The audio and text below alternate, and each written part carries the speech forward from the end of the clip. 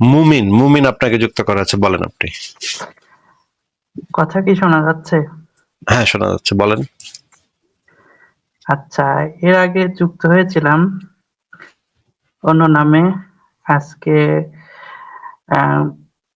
আকাশ ও পৃথিবী সৃষ্টি নিয়ে কিছু কথা বলতে আসলাম। আচ্ছা, আহ, বলেন। আপনি সূরা ইউনূসের ৩ নাম্বার আয়াতটা যদি একটু বের করতেন। আগে আপনার বক্তব্যটা একটু বলেন যে কি নিয়ে কথা বলবেন এবং সেটার বিষয়ে আপনার দাবিটা কি সেটা একটু বলেন আগে। আচ্ছা, এখানে আহ ১০ নাম্বার সূরার ৩ নাম্বার আয়াতে যে বিষয়টা উল্লেখ করা হয়েছে সেটা হলো যে আকাশ ও পৃথিবী সৃষ্টির বিষয়ে, যে এই ২ টা সৃষ্টি করা হয়েছে আয়াম হিসাবে। এবং অন্য সূরা, যেটা ৪১ নাম্বার সূরার ৯ থেকে ১২ আইয়াম নাম্বার হিসেবে আয়াত। এই কথাটার মানে কি?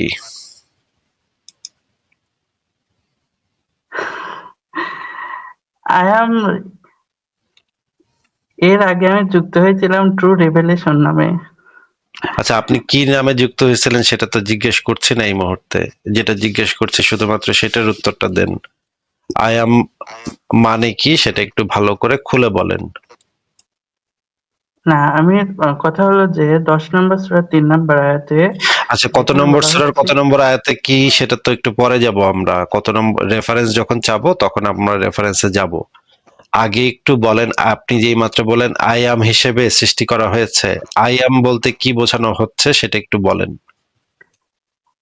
আয়াম বলতে একটা যুগ বা সময়কাল, বহু সুদীর্ঘ যুগ সময়। বা সময়কাল বোঝানো হয়েছে, কিন্তু হাদিসে তো পরিষ্কারভাবে একদম ধরে ধরে বলে দেয়া আছে যে এইটা হচ্ছে শনিবার দিন এটা সৃষ্টি করেছে, রবিবার দিন এটা সৃষ্টি করেছে আল্লাহ। সেটা তো একদম ধরে ধরে দিন, মানে দিনের যে হিসাব সেই দিনের হিসাব দিয়ে আল্লাহ পাক বলে দিয়েছে। যেমন আপনাকে আমি হাদিসটা বের করে দেখাচ্ছি, একটু হাদিস হাদিসটা দেখাতে দেখে, হবে না, আমার কাছে আছে।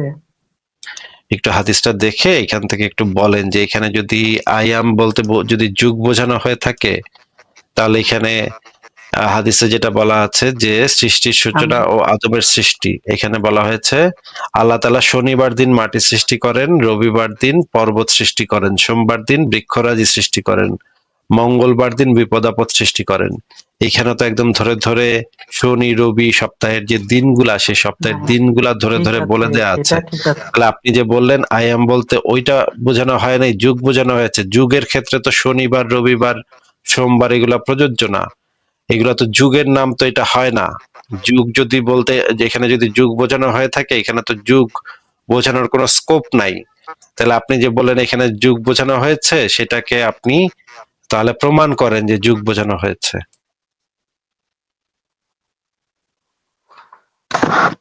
না, আরবি ব্যাখ্যাকারকরা এভাবে বলে আর কি। আরবি যেহেতু আমরা ব্যাখ্যাকারক কি বলে মুসলিম। সেটা আপনাকে এই মুহূর্তে জানতে চাচ্ছি না। আপনাকে আমি সরাসরি একটা সহিহ হাদিস দেখিয়েছি যেখানে শনিবার রবিবার স্পেসিফিকলি বলে দেয়া আছে কোন বারে কি সৃষ্টি করেছে। এই যে শনিবার দিন মাটি সৃষ্টি করে, রবিবার দিন পর্বত, সোমবার দিন এইটা সেটা এগুলা এগুলা সৃষ্টি করে, এবং জুম্মার দিনের শেষ মুহূর্ত থেকে আসর পর্যন্ত মাখলুক আদমকে সৃষ্টি করে। এটা তো একদম স্পেসিফিকলি এখানে শনি রবিবার নাম ধরে বলে দেয়া আছে। তাহলে তো আর এখানে কোনো ধোঁয়াশা থাকে না যে এখানে আইয়াম বলতে কি বোঝানো হয়েছে। এখানে তো নবী তো সেটা বলেই দিছে যে ওইখানে আইয়াম বলতে কি বোঝানো হয়েছে। আপনি নবীর থেকে বেশি বুঝা ফেলাইছেন ইসলাম, এবং আপনি যার রেফারেন্স দিচ্ছেন সে তো নবীর থেকে ইসলাম বেশি বুঝা ফেলাইছে। ভাই, নবী যেখানে বইলা দিছে শনিবার রবিবার স্পেসিফাই করে দিছে, আপনি তো ভাই নবীর থেকে বড় মুসলমান হইছেন। এটা আপনি পাইছেন কোথায়? ভাই একটু বলেন তো আমাদেরকে, তাহলে তো আপনি নবীর হাদিসের বিরুদ্ধে চলে গেছেন। নবীর থেকে আমি কি আপনি বেশি বুঝছেন ইসলাম? আমি একটি কন্ট্রাডিকশন নিয়ে কথা বলতে আসছিলাম, ২ টা আয়াতের কন্ট্রাডিকশন নিয়ে। দুইটা আয়াতের কন্ট্রাডিকশন মানে ওই যে যেখানে ৬ দিন আর যেখানে ৮ দিন বলা হয়েছে সেই দুইটা আয়াতের কন্ট্রাডিকশন? না, এটা তো ধরাই হয়, কিন্তু আরেকটা বিষয় লক্ষ্য করা হয়নি। আর যেটা কোনটা? ১০ নম্বর সূরার ৩ নম্বর আয়াতে আয়াম শব্দটা ব্যবহার করা হয়েছে, এখানে হয়তো ৪১ নম্বর সূরার ৯ থেকে ১২ নম্বর আয়াতে ৮ দিনের হিসাব হয়তো কোনোভাবে ৬ দিন করা হলো। কিন্তু এখানে যে বিষয়টা লক্ষণীয় সেটা হচ্ছে যে না ওইখানে তো 8 দিন, আই এম ওইটাও তো সম্ভব না। ওইটা যদি কেউ বলে যে এটা ওইখানে হচ্ছে গিয়ে এইটাও সম্ভব না, ওইটাও হচ্ছে গিয়ে ভুল কথা হবে যদি কেউ বলে যে ওইখানে 8 দিনকে 6 করে দিলাম।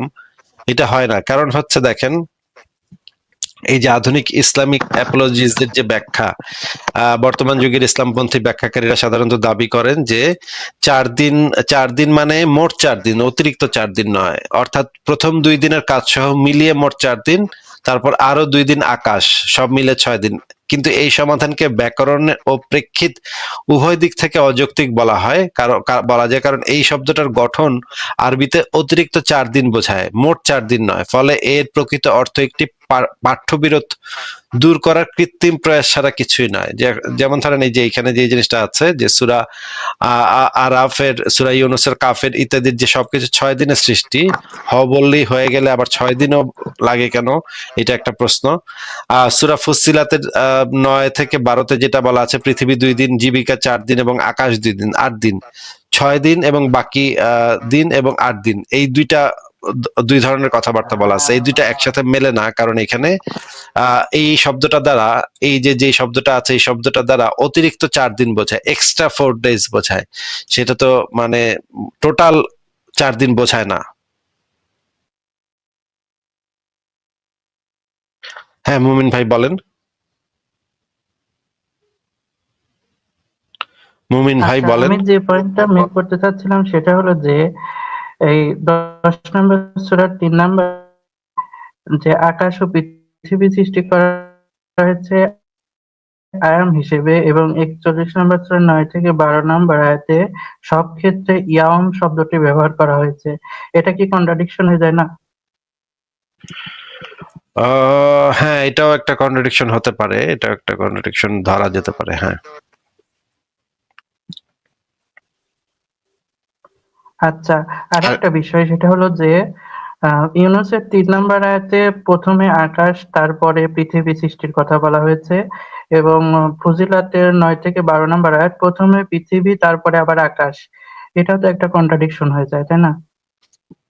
হ্যাঁ, এইখানে অনেকগুলা কন্ট্রাডিকশন আছে, অনেকগুলা ভুল, মানে এক এক সময় এক এক রকমের কথাবার্তা বলা আছে, যেটা একটার সাথে আরেকটা মেলে না। হ্যাঁ, এটা নিয়ে কথা বলতে আসছিলাম। আচ্ছা, ধন্যবাদ। ঠিক আছে, তাহলে মুমিন, আপনাকে বিদায় জানাই। আপনি ভালো থাকবেন। তাহলে আপনার উম, বলছি আসিফ ভাই, আপনাকে তো দীর্ঘ মানে বহুদিন আপনাকে আমি মানে ফলো করি এবং আপনার কথাগুলো আমি খুব শুনি। প্রথম একটা বিষয় যেটা আপনার সাথে একটু আলোচনা করতে চাই, আমি হিন্দু পরিবারের একটা ছেলে। আহ তো হিন্দু পরিবারের যে মানে যে কালচার অনুযায়ী ছোটবেলা থেকেই ঈশ্বর ভগবান এর উপরে বিশ্বাস রাখতে হবে, হ্যাঁ, ভালো পথে চলতে হবে, এইসব বিভিন্ন বিষয় নিয়ে সবসময় বাড়িতে ছোটবেলা থেকে আলোচনা হতো, এটা ঠিক। কিন্তু আমার ছোটবেলা থেকে একটা জিনিস সবসময় মাথার মধ্যে ঘুরতো, যে ঈশ্বর বা ভগবান এগুলো বলা হয়, মানে এর অরিজিনালি মানে মানে অস্তিত্ব, আমাদের যেমন অস্তিত্ব, আমাদের যে শরীরটা রয়েছে মাংস দিয়ে, মাংসপিণ্ড শরীর, আহ এই যে আমরা যে পঞ্চভূতের যে শরীরটা, এটা রয়েছে, কিন্তু এই রকম কি ঈশ্বরের কি কোনো অস্তিত্ব আছে বা ভগবানের কি কোনো অস্তিত্ব আছে? তো ঈশ্বরের অস্তিত্ব বা ভগবানের অস্তিত্ব এইগুলো যখন জিজ্ঞাসা করি, তখন বাড়ি থেকে বলতো যে দেখো, ঈশ্বরের অস্তিত্ব বা ভগবান, ঈশ্বরকে তো তুমি চোখে দেখতে পাবে না, বা ভগবানকে তুমি চোখে দেখতে পাবে না, কিন্তু ব্যাপার হচ্ছে যে তোমার মধ্যে যে বিষয়গুলো রয়েছে, মানে তোমার ভেতরে যে মানে আমরা যেটাকে বলা হয় আত্মা, তোমার ভেতরে আত্মা রয়েছে, ওই আত্মাটাই হচ্ছে প্রকৃত তোমার সত্তা, ওটাই হচ্ছে আসল স্বরূপ। কিন্তু পরবর্তীতে আবার বিভিন্ন গুরুর কাছে আমি জিজ্ঞাসা করেছিলাম, মানে বিভিন্ন গুরুদেবের কাছে জিজ্ঞেস করছি, এই যে আত্মাটা আসলে কি, এটা কোথায়, কোন জায়গায় আছে, আমি কোথায় পাবো একে খুঁজে? তখন ওনারা বিভিন্ন রকম, বিভিন্ন সময় বিভিন্ন রকম যুক্তি দেয়, বিভিন্ন গুরু বিভিন্ন রকম যুক্তি দেয়। কেউ বলে ধ্যান করো, কেউ বলে জপ করো, কেউ বলে বিশ্বাস রাখো।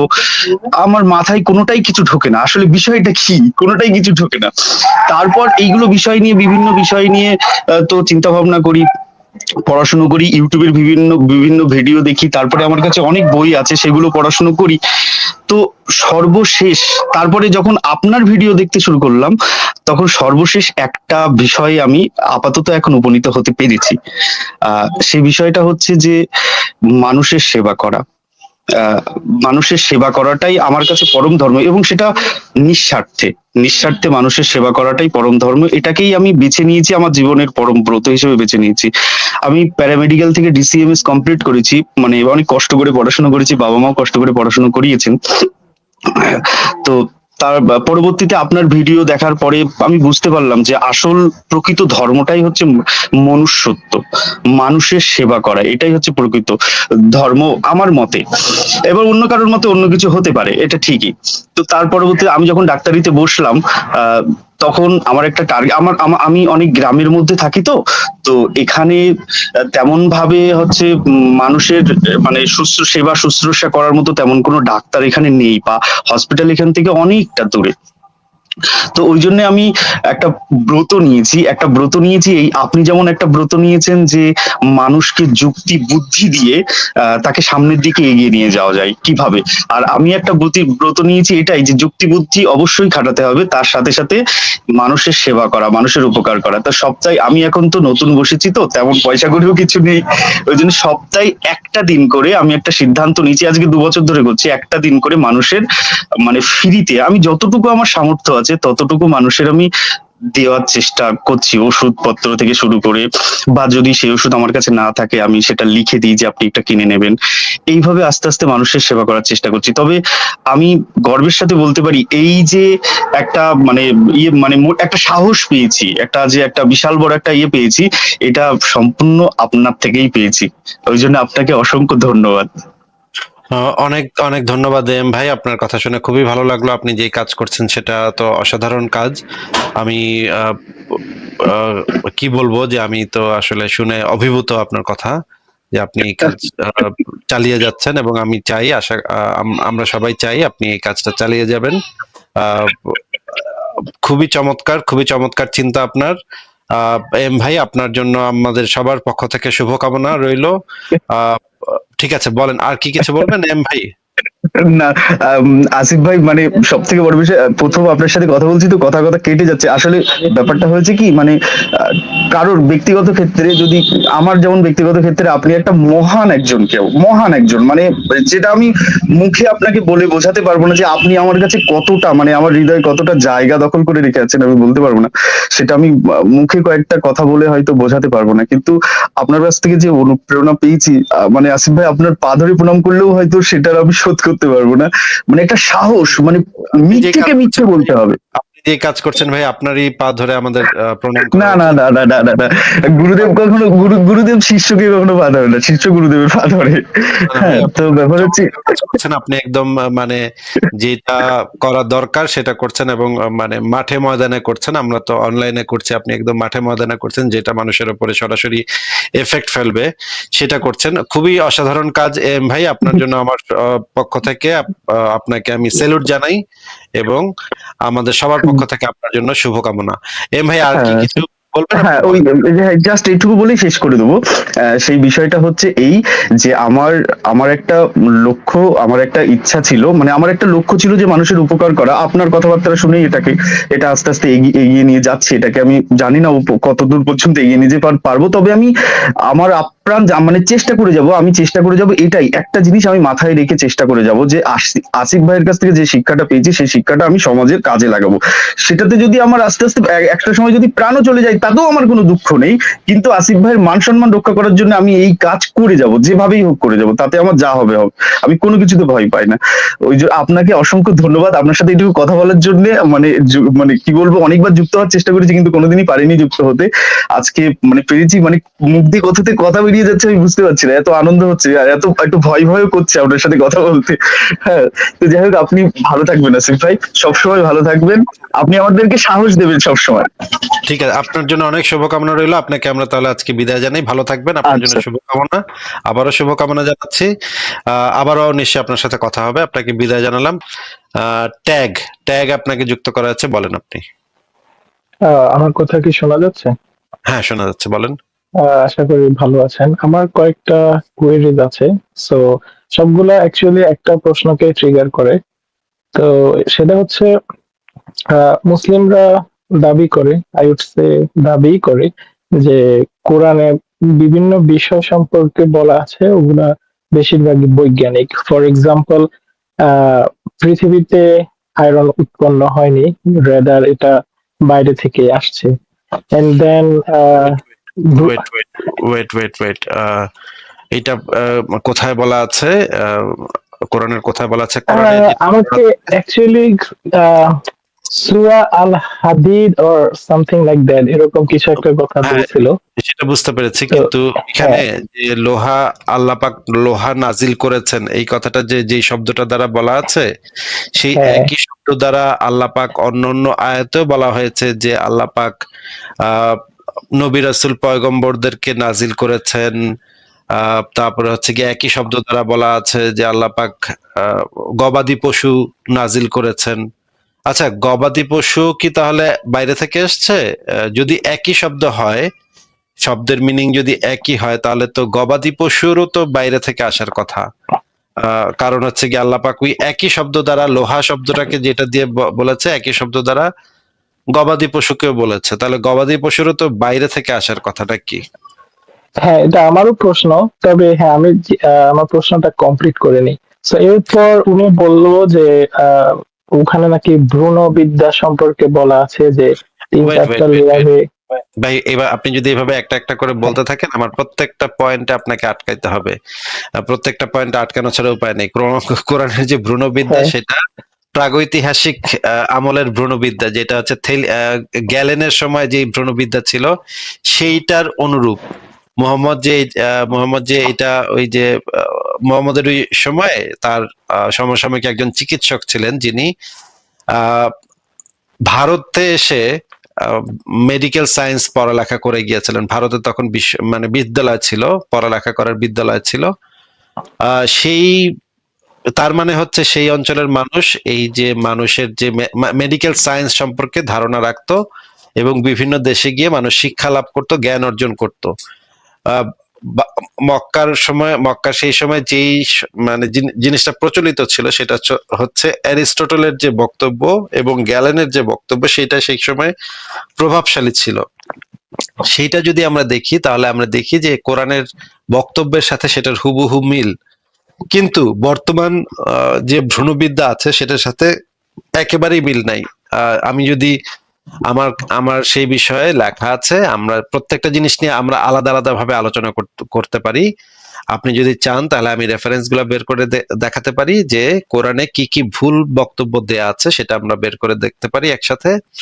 কিন্তু আপনি যদি একটার পর একটা দাবিগুলা মানে করতে থাকেন, তাহলে তো আমার প্রত্যেকটা দাবির বিপক্ষে আমাদেরও তো বক্তব্য থাকবে। আমারও তো দেখাতে হবে যে এটা মিথ্যা কথা বলেছে আপনাকে ধর্ম প্রচারের জন্য, যেটা ধার্মিকরা করে সাধারণত। নীল আর্মস্ট্রং নাকি চাঁদে গিয়ে আজান শুনে মুসলমান হয়ে গেছে, সেখানে নাকি নাসা নাকি পেয়েছে যে চাঁদ দুই ভাগে বিভক্ত, ফাটল দেখতে পেয়ে নাকি নাসার বিজ্ঞানীরা নাকি দলে দলে মুসলমান হয়ে যাচ্ছে। সুনিতা উইলিয়ামস নাকি মহাকাশে গিয়ে মক্কা মদিনা দেখে নাকি লা ইলাহা ইল্লাল্লাহ পরে মুসলমান হয়ে গেছে। এইগুলা নানা ধরনের মিথ্যা কথা আমরা প্রতিনিয়ত শুনি। আপনাকেও তো এইরকমের একটার পর একটা মিথ্যা কথা বলেছে। একটার পর একটা মিথ্যা কথা, এখন যদি আপনি আমাকে প্রত্যেকটা ধরে ধরে বলেন, আমার কিন্তু প্রত্যেকটাতে থামায় আপনাকে সেই জিনিসটা ক্ল্যারিফাই করতে হবে। আপনি কি সেই বিষয়গুলো নিয়ে আলোচনা করবেন, নাকি আপনি বলে যাবেন? বলেন। আমি এ ব্যাপারে আমি ডিটেল বলবো না, আমি জাস্ট একটা জিনিস বলতে চাচ্ছি যে ওই লোকটা, I mean he was trying to convince me that কোরআনে এগুলো এগুলো বলা আছে এবং এগুলো এর পরবর্তীতে গিয়ে বৈজ্ঞানিক ভাবে প্রমাণিত হয়েছে। সো নবী যদি ইলিটারেট হয়, সেই বলতেছে আবারও নবী যদি আবারও আবার illiterate- আবার আবারও আবারও থামাতে হচ্ছে। নবী হ্যাঁ, নিরক্ষর ছিল, এটাও একটা ভুল কথা। আপনি এক কাজ করেন ট্যাগ ভাই, হ্যাঁ, আপনি যার কাছ থেকে এগুলো শুনেছেন তাকে একটু আমার এখানে পাঠান, তার সাথে আমি সরাসরি কথা বলি। আপনার সাথে কথা বলে তো আমি আসলে আপনি তো সেই মানে বক্তব্যগুলাকে ডিফেন্ড করতে পারবেন না। আমি না যখন না, এই বক্তব্যগুলার বিপরীত যুক্তিগুলা দেখাবো, আপনি তো ডিফেন্ড করতে পারবেন না। তাহলে আপনি তাকে নিয়ে আসেন। আপনার দরকার হলে আপনারা দুইজন মিলে একসাথে কথা বলেন, অসুবিধা নেই, কিন্তু আমি সরাসরি তার সাথেই তাহলে কথা বলতে চাই যে এই সমস্ত দাবি করেছে।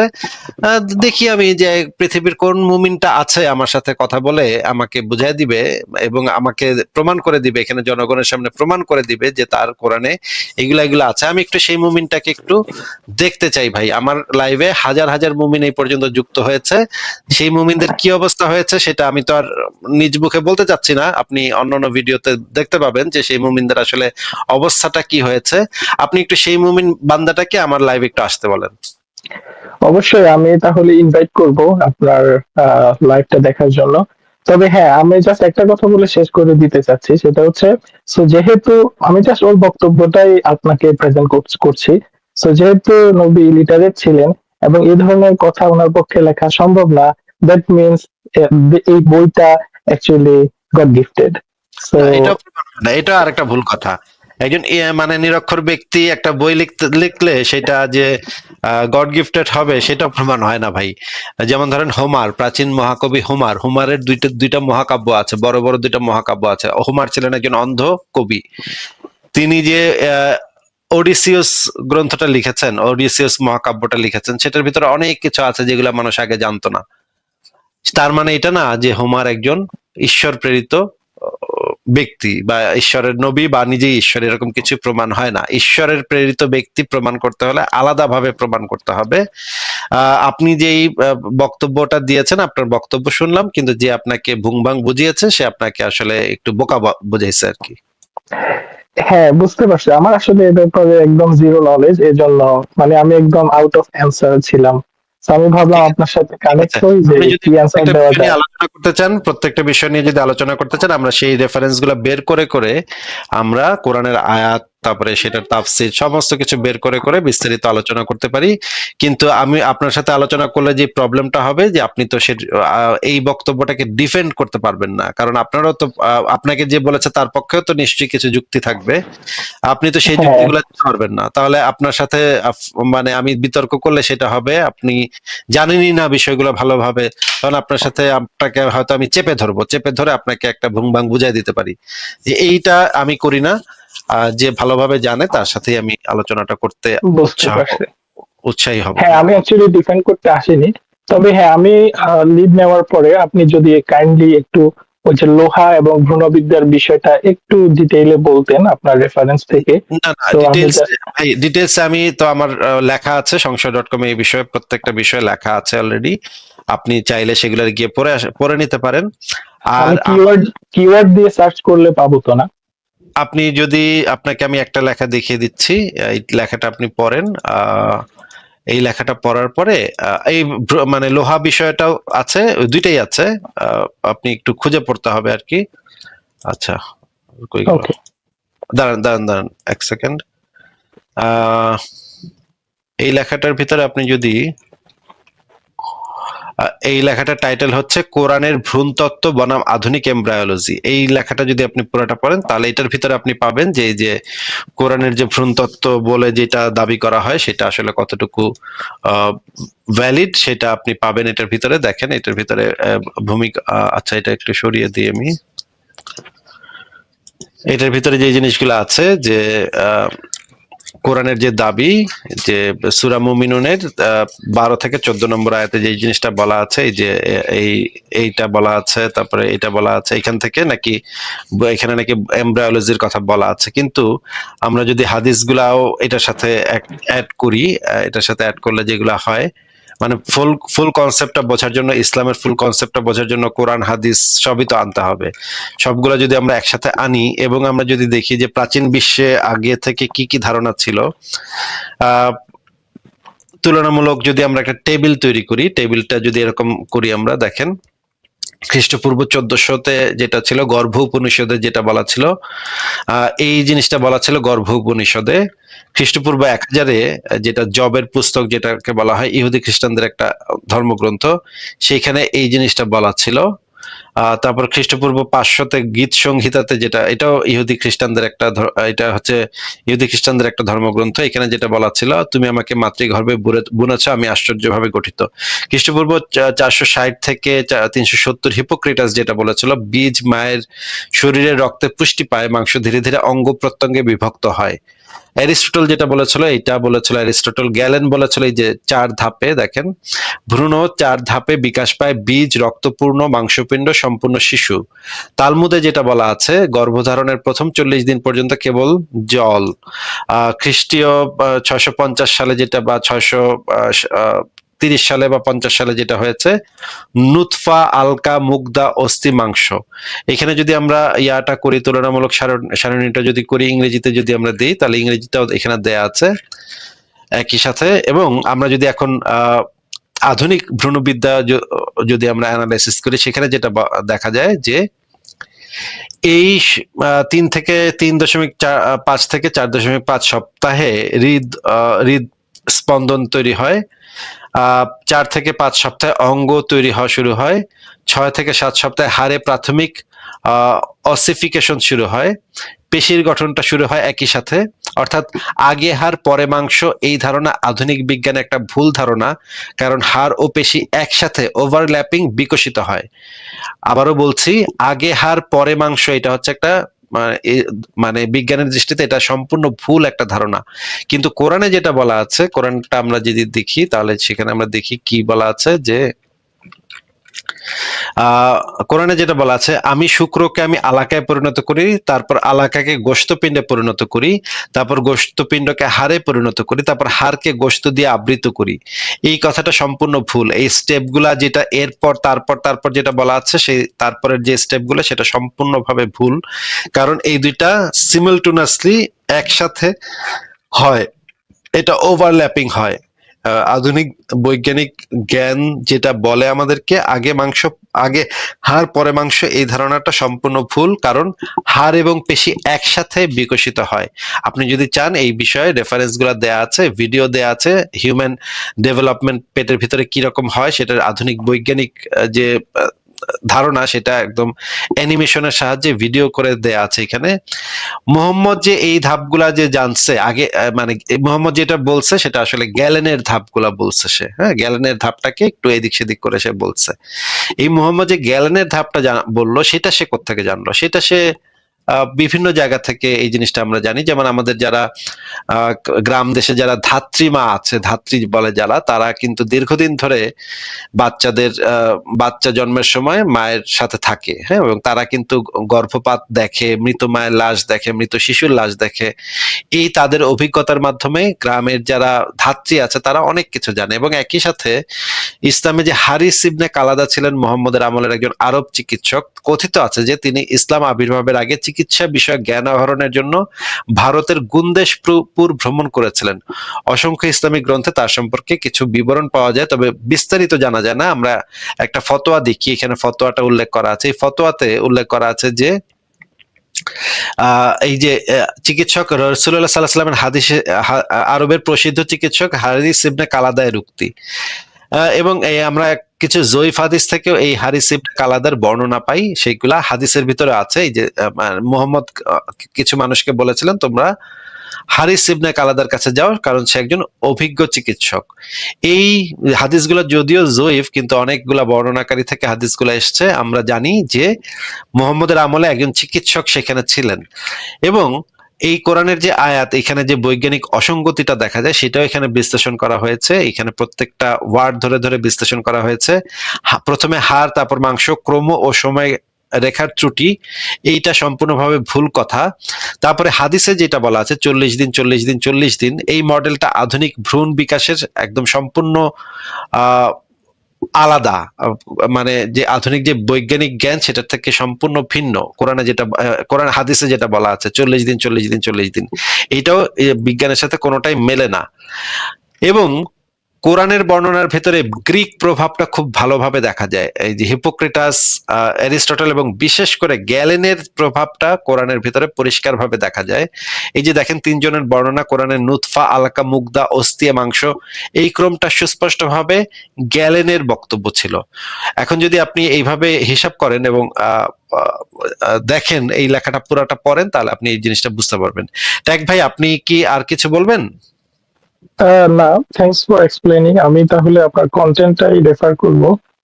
এটা আগে জানা থাকলে আমি হয়তো কিছু একটা অ্যান্সার করতে পারতাম, বাট থ্যাঙ্কস, আপনি এই কন্টেন্টটা বানিয়ে রেখেছেন অলরেডি।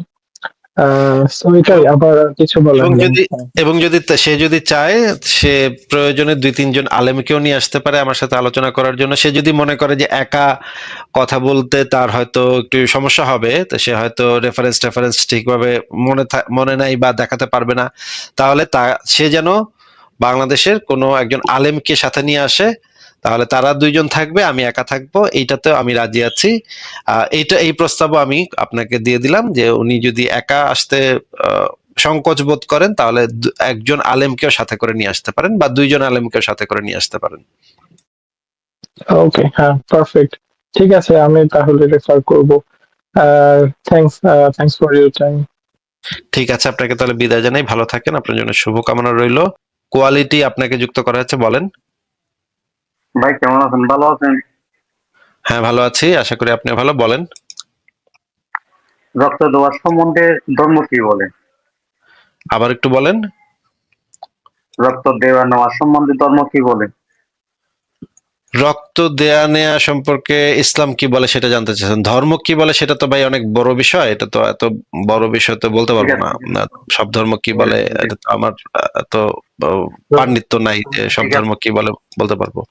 কিন্তু অমুসলিমদেরকে রক্ত দেয়া ইসলামে জায়েজ নাই, এই জিনিসটা আমরা একটু বের করে দেখি, আমরা মানে রেফারেন্স বের করে দেখি। দেখেন এই বিষয়ে যে ফতোয়া দেয়া আছে, মুহাম্মদের আমলে তো রক্ত দেয়াটা হইতো না, রক্ত দেয়াটা শুরু তো হয়েছে পরে আর কি। ইসলামে যেটা বলা আছে, অমুসলিমদের রক্ত দান করা জায়েজ নাই। অমুসলিমদের রক্ত দান করা বিষয়ক বিধান যেটা বলা আছে, আমরা একটু ফতোয়ায়ে আলবানী, আল্লামা নাসিরউদ্দিন আলবানীর ফতোয়া, তিনি হচ্ছেন গিয়ে গত শতাব্দীর সবচেয়ে বড় মুহাদ্দিস। তার একটা ফতোয়া গ্রন্থ আছে, ফতোয়া গ্রন্থের নাম হচ্ছে ফতোয়ায়ে আলবানী, আল্লামা মোহাম্মদ নাসিরউদ্দিন আলবানী। ওনার যে বইটা, সেই বইটাতে যে জিনিসটা দেয়া আছে, এখানে একটা প্রশ্ন করা হয়েছে, প্রশ্ন নাম্বার 470, কোন খ্রিস্টানকে কি রক্তদান করা যাবে?